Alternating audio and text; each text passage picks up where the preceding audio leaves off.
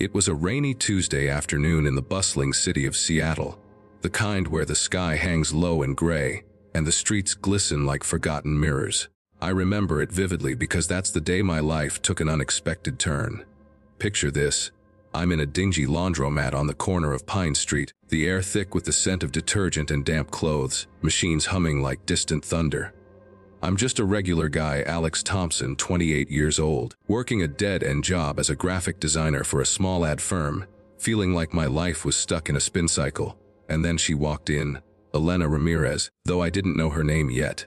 She was young, maybe 25, with dark wavy hair cascading over her shoulders, wearing a simple black top that hugged her figure just right, and a smile that could light up the gloomiest room.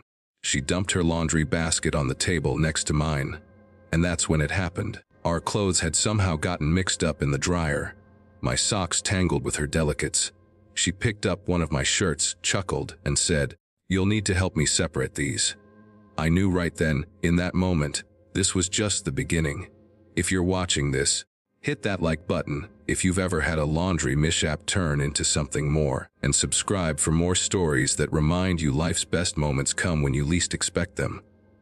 Now, let me take you back to how it all unfolded. I had been going to that laundromat every week for months.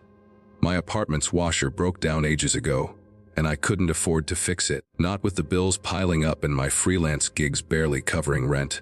I was in a rut, you know. Fresh out of a bad breakup with my ex, Sarah, who left me for some corporate hotshot because I lacked ambition. Her words still stung like soap in the eyes. So there I was, folding my faded jeans and graphic tees, trying not to think about how empty my evenings felt. The laundromat was my escape, a place where I could zone out to the rhythmic churn of the machines, maybe eavesdrop on strangers' conversations to feel less alone. Elena burst in like a fresh breeze, her basket overflowing with colors, vibrant scarves, lacy tops, and what looked like professional blouses. She was juggling a phone call, speaking rapid Spanish that I couldn't understand, but her tone was firm, authoritative. She hung up, sighed, and started loading her machine. I glanced over, not meaning to stare, but she caught my eye and smiled. "Rough day?" she asked, her voice warm like honey. "Yeah, you could say that," I replied, fumbling with a sock. "Work's been a grind." She nodded, tossing in a handful of quarters. "Tell me about it. I'm Elena, by the way. Own a little marketing startup downtown. We're swamped with clients, but hey, beats working for someone else. Owns her own company. At her age." I was impressed. "Alex," I said, shaking her hand. It was soft but strong, like she meant business. "Graphic designer. Freelance mostly." We chatted lightly as the machines whirred. She told me about growing up in a big family in Miami, moving to Seattle for college, and starting her business right after graduation. "It was terrifying," she admitted. "My parents thought I was crazy, but I had this fire in me, you know, to prove I could do it on my own." I shared a bit about my art school days, how I dreamed of designing album covers for bands, but ended up doing logos for coffee shops. It was easy talking to her, natural, like we'd known each other forever. But then the dryer buzzed, and we both went to retrieve our loads. That's when the mix-up happened. Her bra, beige lacy, ended up in my pile, and my boxer shorts in hers. We both reached for the table at the same time, our hands brushing, and she laughed, holding up the bra. "Okay, this is definitely not yours. You'll need to help me separate these." My face turned red, but her eyes sparkled with amusement. "No big deal," she said. "Happens all the time in these places." We spent the next 10 minutes untangling the mess, laughing over mismatched items. "This sock looks like it's seen better days," she teased, holding up one of mine with a hole in the toe. "Hey, it's vintage," I shot back, grinning. By the time we finished, the rain had stopped, and the sun peeked through the clouds.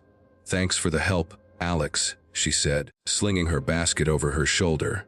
"Maybe I'll see you next week." I nodded, heart pounding. "Yeah, definitely." Little did I know that was the spark, the beginning of something that would challenge everything I thought I knew about love, ambition, and myself. The following week, I showed up early, hoping she'd be there. Sure enough, she was, this time with a coffee in hand. "For you," she said, handing me a cup. "Black, right? You strike me as a no-frills guy." I laughed. "Spot on. How'd you know?" "Just a guess." We fell into conversation again, deeper this time. She opened up about the pressures of running her business. Long hours, difficult clients, the fear of failure. Sometimes I wonder if it's worth it. She confessed. I mean, I'm young, I should be out having fun, not buried in spreadsheets. I could relate. I feel the same. My ex said I was wasting my talent. Maybe she was right. Elena's eyes softened. Don't let her define you. You're talented. I can tell from how you talk about design. That compliment stuck with me. We exchanged numbers that day under the pretense of, in case our laundry mixes up again. But the text started flowing. Funny memes, quick check-ins, then longer talks about dreams and fears. Our first real date happened a couple weeks later. I suggested a walk in Discovery Park, away from the city noise. It was autumn, leaves crunching under our feet, the air crisp. Elena looked stunning in a cozy sweater, her hair tied back. We talked for hours. About her immigrant parents who sacrificed everything for her education. How she built her company from a dorm room idea into a team of 10. But it's lonely at the top, she said quietly. Everyone sees the boss, not the girl who doubts herself. I shared my backstory too. The absent father, the mom who worked 2 jobs to support my art passion, the heartbreak with Sarah that left me guarded. I don't want to mess up again, I admitted. She took my hand. Then don't, let's take it slow. But life doesn't always let you go slow. A month in, things got complicated. Elena's business hit a snag. A big client pulled out, leaving her scrambling for funds. She was stressed, snapping at her team, including me when I tried to help. Wait, how did I get involved? Well, she offered me a freelance gig designing her company's new website. You're perfect for this, she said. I jumped at it, excited to work with her, but mixing business and pleasure. Recipe for disaster. During a late-night session at her office, we argued over the layout. It's too flashy, Alex! We need professional, she barked. It's creative. That's what you hired me for. I fired back. She sighed, rubbing her temples. I'm sorry. This client loss, it's killing me. I feel like I'm failing everyone. I pulled her into a hug. You're not. You're the strongest person I know. That night, we crossed a line, from colleagues to something more intimate. It was passionate, emotional, like all our built-up tension released. But the next morning, doubt crept in. Was she using me to distract from work stress? Challenges piled on. My mom got sick. Nothing serious, but enough to pull me away for a weekend. Elena understood, but her texts grew distant. Then I found out why an ex-boyfriend, Marco, showed up. He was her first love from college, now a successful entrepreneur in town for business. They met for coffee, just to catch up, she said. Jealousy hit me hard. Is there something still there? I asked over dinner. She hesitated. No, maybe. He reminds me of a simpler time. That hurt. We fought, our first big one. If you want simple, go back to him. I yelled. I don't, but you're acting like I can't have friends. I stormed out, regretting it immediately. That night, I sat in the laundromat alone, staring at the machines, remembering our first meeting. How could something so promising unravel? But Elena wasn't one to give up. She showed up at my door the next day, eyes red from crying. I'm scared, Alex. My business is my everything. If it fails, who am I? And with you, it's real. But that terrifies me. We talked all night, raw, honest. She shared how Marco had cheated on her, shattering her trust. I built walls after that. But you're breaking them down. I confessed my fears too. Sarah left because I wasn't enough. I don't want to be that guy again. We resolved to communicate better, set boundaries for work and romance. I helped her pitch to new clients using my designs to wow them. Slowly, her business recovered, stronger, with me as a part-time creative director. But life threw more curves. 6 months in, Elena got an offer to expand to San Francisco. It's a huge opportunity, she said, excited but torn, but it means moving. My heart sank. What about us? I want you to come. But your life is here, your mom, your friends. It was a crossroads. I wrestled with it for weeks. Leave Seattle, start over. But seeing Elena's passion, how she fought for her dreams, inspired me. Let's do it, I said finally, together.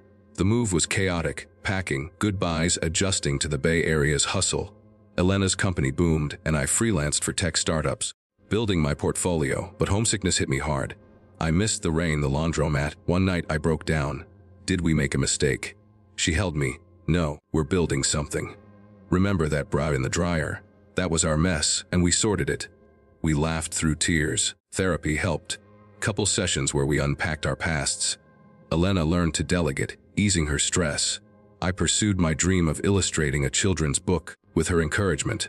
Years passed. Wait, No, this story's just getting to the good part. Fast forward 2 years, Elena's now CEO of a thriving firm, and I'm her husband.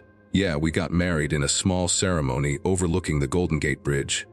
But it wasn't all smooth. There was the time her company faced a lawsuit from a rival. False claims, but stressful.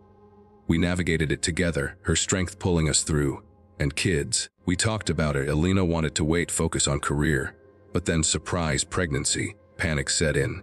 Am I ready to be a mom and a boss? She worried. You're ready for anything, I assured her. Our daughter, Mia, arrived. A bundle of joy that redefined our world. Balancing parenthood and work was tough. Sleepless nights, daycare runs. But we made it work with help from family who visited often. Looking back, that laundromat moment was the seed. Challenges like breakups, business woes, moves, and parenthood tested us. But each resolution brought us closer. We learned vulnerability, support, and that love isn't perfect. It's about separating the tangles together. So, if you're still with me, that's our story. Emotional, right? Full of ups and downs. But ending on a high note. Never underestimate a chance encounter. It could be the beginning of your greatest adventure. If this resonated, smash that like button. It helps the algorithm spread these tales. And subscribe for more inspiring stories. Who knows, the next one might be yours. Thanks for watching, and remember, life's laundry always sorts itself out with a little help. Peace out.